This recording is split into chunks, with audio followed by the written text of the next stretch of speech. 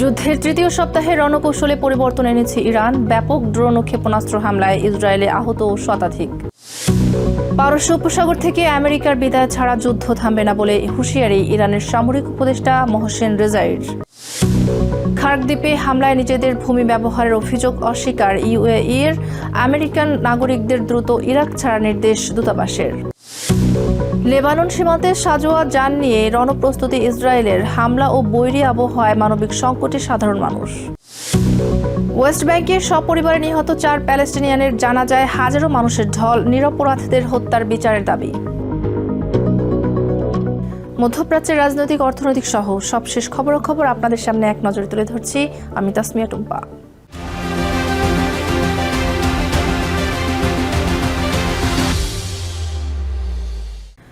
মধ্যপ্রাচ্য যুদ্ধের তৃতীয় সপ্তাহে এসে রণকৌশলে বড় ধরনের পরিবর্তন এনেছে তেহরান। শনিবার দিবাগত রাত থেকে রবিবার দুপুর পর্যন্ত ইসরায়েলের জনবহুল শহরগুলোতে ইরানের ছোড়া ব্যালিস্টিক ক্ষেপণাস্ত্র বিধ্বংসী আঘাত এনেছে। ডিকয় বা সস্তা ড্রোনের পরিবর্তে এখন সরাসরি হাইটেক গাইডেড মিসাইল ব্যবহার করছে ইরান, যার ফলে বৃদ্ধি পেয়েছে লক্ষ্যভেদের হার। হামলায় জেরুজালেমে আমেরিকার কনসালের আবাসিক ভবন সহ তেল আভিভ ও দক্ষিণ ইসরায়েলে ব্যাপক ক্ষয়ক্ষতির খবর পাওয়া গেছে। যুদ্ধের 15তম দিনে এসে রণক্ষেত্রের দৃশ্যপটে এখন অনেকটা পরিবর্তন লক্ষণীয়। আকাশ কাঁপিয়ে ইরান থেকে ধেয়ে আসছে একের পর এক বিধ্বংসী ব্যালিস্টিক ক্ষেপণাস্ত্র। যুদ্ধের শুরুতে ইরান সস্তা ড্রোন আর ক্ষেপণাস্ত্রের আড়ালে ডিকয় কৌশল নিলেও এখন সরাসরি আঘাত হানছে হাইটেক মিসাইল দিয়ে। শনিবার দিবাগত রাত থেকে রবিবার দুপুর পর্যন্ত তেল আভিভ, নেশ জিওনা, জেরুজালেম, এইলাত ও রামাত গান সহ অর্ধ ডজনের বেশি শহরে সরাসরি আঘাত হেনেছে ইরানি ওয়ারহেড। ইরানি মিসাইল ও ড্রোন এদিন উত্তর, দক্ষিণ ও সেন্ট্রাল ইসরায়েলের বিভিন্ন এলাকায় সরাসরি আঘাত হানে। এসব হামলায় অন্তত 108 জনের আহত হওয়ার খবর পাওয়া গেছে। ক্ষেপণাস্ত্রের আঘাতে বেশ কিছু যানবাহন এবং ভবনে অগ্নিকাণ্ডের ঘটনা ঘটেছে। আমাদের উদ্ধারকারী দল এবং নিরাপত্তা বাহিনী প্রতিটি ভবনে তল্লাশি চালাচ্ছে। রাতভর ইরানি হামলার পাশাপাশি লেবানন থেকে হিজবুল্লাহর ছোড়া অন্তত 10টি রকেট হাইফা উপকূলে আঘাত এনেছে। তেহরান ও হিজবুল্লাহর এসব হামলায় রাতভর নির্ঘুম ও আতঙ্কে সময় কাটে স্থানীয়দের। রাত 2:30টার দিকে সাইরেন শুনে আমরা শেল্টারে যাই। এরপর বিকট এক বিস্ফোরণ শুনি, যা মোটেও স্বাভাবিক ছিল না। বাইরে এসে দেখি আমার শহর হলনে জ্বলন্ত গাড়ি উল্টে পড়ে আছে। ইরানের বিপ্লবী গার্ড বাহিনী আইআরজিসির দাবি, তারা ইসরায়েলের লাহাব 433 পুলিশ ইউনিট এবং গিলাদ ডিফেন্স স্যাটেলাইট যোগাযোগ কেন্দ্র লক্ষ্য করে ড্রোন ও ক্ষেপণাস্ত্র ছুড়েছে। এদিন বিকেলের দিকে পরিস্থিতি আরও নাজুক হয়ে ওঠে যখন জেরুজালেমে অবস্থিত ইউএস কনসালের আবাসিক ভবনে সরাসরি আঘাত হানে একটি ইরানি ক্ষেপণাস্ত্র। এছাড়াও পেতাহ, টিকভা ও রামাত গানেও হামলা চালিয়েছে ইরান। প্রতিরক্ষা বিশেষজ্ঞরা বলছেন, ইরান এখন ক্লাস্টার ওয়ারহেড ব্যবহার করছে, যা মাঝ আকাশে বিভক্ত হয়ে ছোট ছোট বোমায় পরিণত হয়। ইসরায়েলি উদ্ধারকারী সংস্থা এমডিএ জানিয়েছে, বিকেলের হামলাগুলোতে আহতের সংখ্যা আরও বেড়েছে। বিশেষ করে মধ্য ইসরায়েলে ক্লাস্টার বোমার আঘাতে বেশ কয়েকজন গুরুতর আহত হয়েছেন। এদিকে পাল্টা পদক্ষেপ হিসেবে ইরানের পশ্চিমাঞ্চলে ব্যাপক বিমান হামলা শুরু করেছে আইডিএফ। অন্যদিকে এদিন দুপুরের পর উপসাগরীয় দেশগুলোর বন্দর খালি করার হুমকি দিয়েছে ইরান, যা পুরো অঞ্চলের উত্তেজনাকে চরমে নিয়ে গেছে। Nahid Jihan, TVN 24 news desk. পারস্য উপসাগর থেকে ইউএস বাহিনী পুরোপুরি প্রত্যাহার না হওয়া পর্যন্ত চলমান যুদ্ধ থামবে না বলে হুঁশিয়ারি দিয়েছে ইরান। দেশটির প্রয়াত সর্বোচ্চ নেতার সামরিক উপদেষ্টা মোহসেন রেজাই জানান, কৌশলগতভাবে গুরুত্বপূর্ণ হরমুজ প্রণালী নৌ চলাচলের জন্য পুরোপুরি বন্ধ থাকবে। ওয়াশিংটনের প্রতি কড়া হুঁশিয়ারি দিয়ে তিনি বলেন, একটি আমেরিকান যুদ্ধ জাহাজকেও পারস্য উপসাগরে প্রবেশ করতে দেওয়া হবে না। ইরানের এক্সপিডিয়েন্সি কাউন্সিলের এই সদস্য দাবি করেন, গত 50 বছরের আঞ্চলিক অশান্তির মূল কারণ আমেরিকার উপস্থিতি। তাই শান্তি ফেরাতে তাদের বিদায় এবং যুদ্ধের পূর্ণ ক্ষতিপূরণ দিতে হবে। হরমুজ প্রণালীর নিয়ন্ত্রণ একই সাথে তেহরান এবং মাস্কাটের হাতে থাকতে হবে বলেও দাবি আইআরজিসির এই সাবেক কমান্ডারের। حضور آمریکا در خلیج এই অঞ্চলে যত অশান্তি তার মূল কারণ আমেরিকার উপস্থিতি।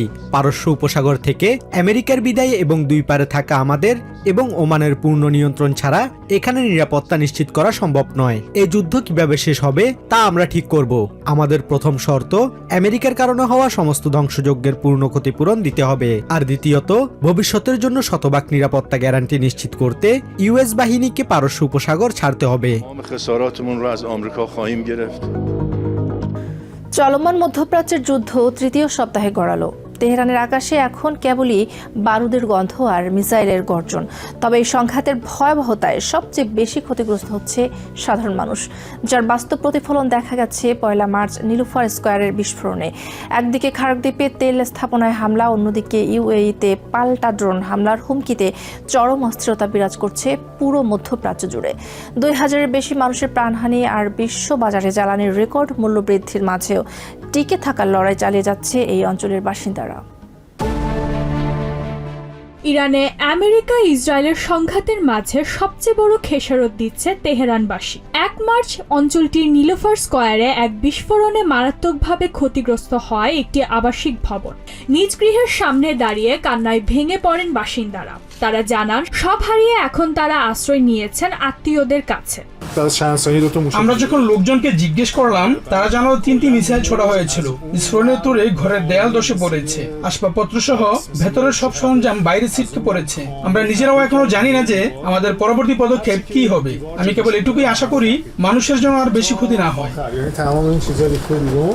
ফেব্রুয়ারির শেষ দিকে শুরু হওয়া এই যুদ্ধে এরই মধ্যে নিহত হয়েছেন 2000-এর বেশি মানুষ, যাদের বেশিরভাগই ইরানের নাগরিক। আমেরিকা ইসরায়েলের হামলায় দেশটির সামরিক ও জ্বালানি অবকাঠামো ক্ষতিগ্রস্ত হওয়ার পাশাপাশি খারাকদ্বীপে হামলার ঘটনায় আঞ্চলিক উত্তেজনা এখন তুঙ্গে। তবে এই যুদ্ধের মাঝেও থেমে নেই তেহরানের জনজীবন। ভালি আসর স্কয়ারের এখনও যান চলাচল সচল থাকলেও রাস্তায় দেখা গেছে ক্ষেপণাস্ত্রের ছবি সংবলিত ব্যানার। রাস্তায় মানুষের উপস্থিতি তুলনামূলক কম হলেও প্রতিকূলতার মাঝেই দৈনন্দিন জীবন স্বাভাবিক রাখার চেষ্টা করছেন সাধারণ মানুষ।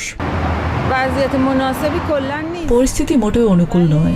মনে হচ্ছে পশ্চিমা বিশ্ব এবং ইরান উভয় পক্ষই একে অপরকে পরখ করে দেখছে। তবে আমি আশা করি তারা দ্রুত একটি সিদ্ধান্তে পৌঁছাবে। ধ্বংসস্তূপ, ভয় আর অনিশ্চয়তার মাঝেও তেহরানের মানুষ প্রতিদিন চেষ্টা করছে স্বাভাবিক জীবনে ফিরে যেতে। কিন্তু এই যুদ্ধের ইতি কোথায়, সেই প্রশ্নের উত্তর এখনো অজানা।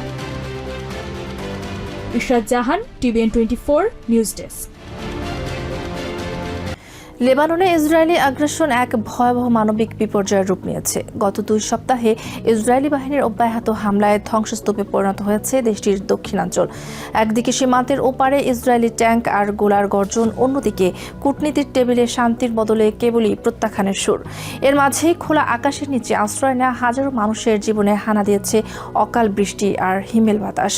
যুদ্ধের তপ্ত লেলিহান শিখা আর প্রকৃতির নিষ্ঠুরতার মাঝে লেবাননের সাধারণ মানুষের আর্তনাদ শোনার কেউ নেই।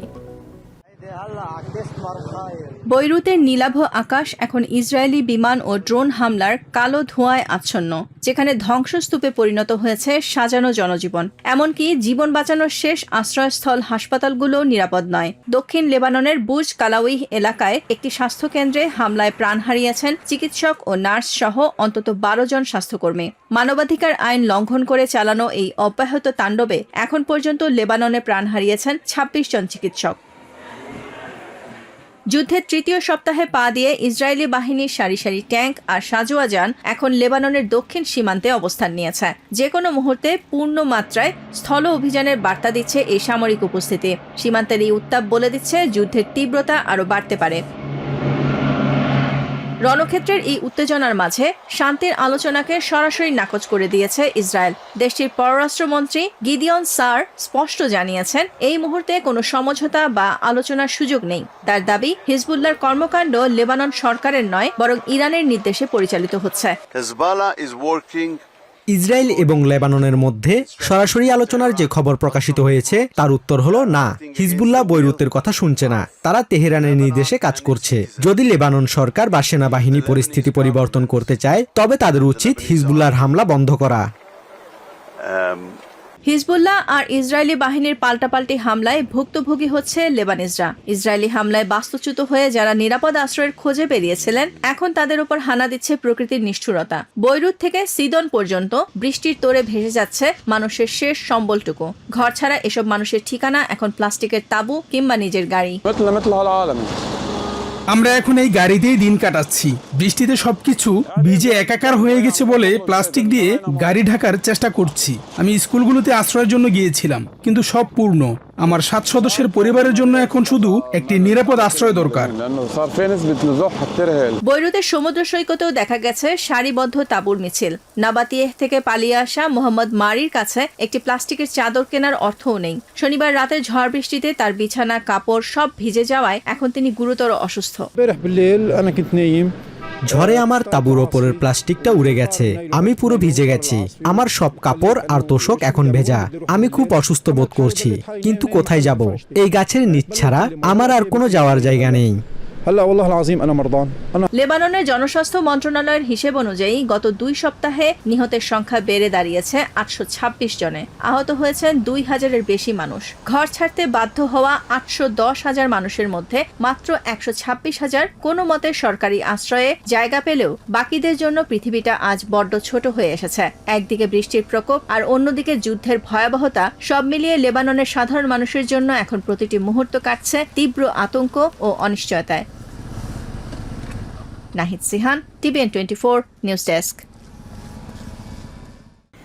ইরানের খার্ক দ্বীপে আমেরিকার হামলায় নিজেদের ভূমি ব্যবহারের অভিযোগ অস্বীকার করেছে ইউনাইটেড আরব আমিরাত।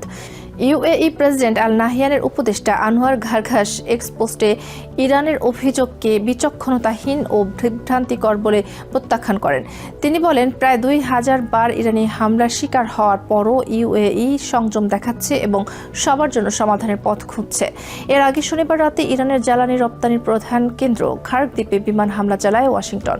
এরপরই প্রতিশোধমূলক পদক্ষেপ হিসেবে ইউএইতে অবস্থিত ইউএস ঘাঁটি ও বন্দরগুলো খালি করার হুঁশিয়ারি দেয় তেহরান। হরমুজ প্রণালী ঘিরে এই উত্তেজনা এবং প্রধান তেল হাবগুলোতে হামলার ফলে বিশ্বজুড়ে চরম জ্বালানি সংকটের আশঙ্কা তৈরি হয়েছে। ইরাকে অবস্থানরত নাগরিকদের অবিলম্বে দেশে ফেরার নির্দেশ দিয়েছে বাগদাদের ইউএস দূতাবাস। শনিবার রাতে দূতাবাস ভবনে ইরানপন্থী মিলিশিয়াদের মিসাইল হামলার পর এই উচ্চ পর্যায়ের নিরাপত্তা সতর্কতা জারি করা হয়। দূতাবাসের বিবৃতিতে জানানো হয়েছে, বাগদাদের গ্রিন জোন এবং এরবিলের কনসুলেটের আশপাশে ড্রোন ও রকেট হামলার ঝুঁকি চরম পর্যায়ে। বর্তমানে ইরাকে লেভেল 4 ডু নট ট্রাভেল সতর্কতা জারি রয়েছে। ইরানপন্থী সশস্ত্র গোষ্ঠীগুলো আমেরিকার নাগরিক ও স্থাপনায় নির্বিচারে হামলা চালাচ্ছে। উল্লেখ করে নাগরিকদের বাণিজ্যিক ফ্লাইটে দ্রুত ইরাক ত্যাগের পরামর্শ দেওয়া হয়েছে। এছাড়া যারা এখনও দেশটিতে অবস্থান করছেন তাদের খাদ্য ও প্রয়োজনীয় ঔষধ মজুত রাখার পাশাপাশি জনসমাগম এড়িয়ে চলার নির্দেশনা দেওয়া হয়েছে। ওয়েস্ট ব্যাংকের তামুন গ্রামে ইসরায়েলি বাহিনীর গুলিতে একই পরিবারের 4 সদস্য নিহতের ঘটনায় উত্তাল হয়ে উঠেছে গোটা এলাকা। গত 8 মার্চ চলন্ত গাড়ি লক্ষ্য করে চালানো সেই নৃশংস হামলায় নিহত বাবা, মা ও 2 শিশুর শেষ বিদায়ে রবিবার শামিল হন হাজারো মানুষ। প্যালেস্টাইন স্বাস্থ্য মন্ত্রণালয়ের তথ্য মতে, চলমান সংঘাত শুরুর পর থেকেই অঞ্চলটির সাধারণ নাগরিকদের উপর এমন প্রাণঘাতী হামলা নিত্যদিনের ঘটনা হয়ে দাঁড়িয়েছে। ওয়েস্ট ব্যাংকের তুবা শহরে আকাশ ভারী হয়ে উঠেছে স্বজন হারানোর আহাজারিতে। একই পরিবারের 4 সদস্যকে চিরবিদায় জানাতে রবিবার জানাজায় শামিল হন হাজারো মানুষ। গত 8 মার্চ তল্লাশি অভিযানের নামে একটি চলন্ত গাড়ি লক্ষ্য করে অতর্কিত গুলি চালায় ইসরায়েলি সেনারা। বুলেটের আঘাতে ঘটনাস্থলে লুটিয়ে পড়েন 37 বছর বয়সী আলী খালেদ এবং তার স্ত্রী ওয়াল। রেহাই পায়নি তাদের 5 ও 7 বছর বয়সী 2 শিশু সন্তান মোহাম্মদ ও ওসমানও। তবে অলৌকিকভাবে বেঁচে ফিরলেও সেই নৃশংস হামলার আতঙ্ক এখনও তাড়া করে ফিরছে 12 বছর বয়সী শিশু খালেদকে। তার দাবি, কোনো উস্কানি ছাড়াই সরাসরি তাদের উপর গুলি চালানো হয়েছিল। আমরা নাবলুসের আল নাবলুসি রেস্তোরাঁ থেকে ফিরছিলাম। হঠাৎ করেই আমাদের উপর সরাসরি গুলি চালানো হলো। কোথা থেকে গুলি আসছিল আমরা কিছুই বুঝতে পারছিলাম না। আমার ভাই মুস্তফা আর আমি ছাড়া গাড়িতে থাকা সবাই শহীদ হয়ে গেল।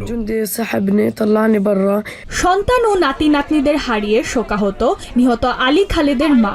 কান্নায় ভেঙে পড়ে ইসরায়েলি বাহিনীর এই নৃশংস হত্যাকাণ্ডের শাস্তির দাবি জানান তিনি। ওরা ছিল অল্প বয়সী ছেলে মেয়ে, নারী আর নিষ্পাপ শিশু। ওরা কি এমন করেছিল? ওদের কাছে কি অস্ত্র ছিল? ওরা কি গুলি চালিয়েছিল? যারা আমার ছেলে আর নাতি নাতিদের সাথে এই নিষ্ঠুরতা করেছে তাদের বিচার হওয়া উচিত। ইরান ইসরায়েলের সংঘাত শুরুর পর থেকে ওয়েস্ট ব্যাংকের সাধারণ প্যালেস্টাইনিয়ানদের উপর এমন হামলা এখন নিয়মিত ঘটনা। একদিনেই ঝরল একই পরিবারের 4 প্রাণ, যা স্থানীয়দের মাঝে নতুন করে তীব্র অসন্তোষ তৈরি করেছে। ইশরাত জাহান, টিভিএন 24 নিউজ ডেস্ক। এক নজরে প্রতিদিন মধ্যপ্রাচ্যের খবর জানতে চোখ রাখুন টিভিএন 24 নিউজ নেটওয়ার্কের ইউটিউব ও ফেসবুক পেজে। নিউ ইয়র্ক থেকে সম্প্রচারিত টিভিএন 24 টেলিভিশন বিশ্বজুড়ে বাঙালির কণ্ঠস্বর।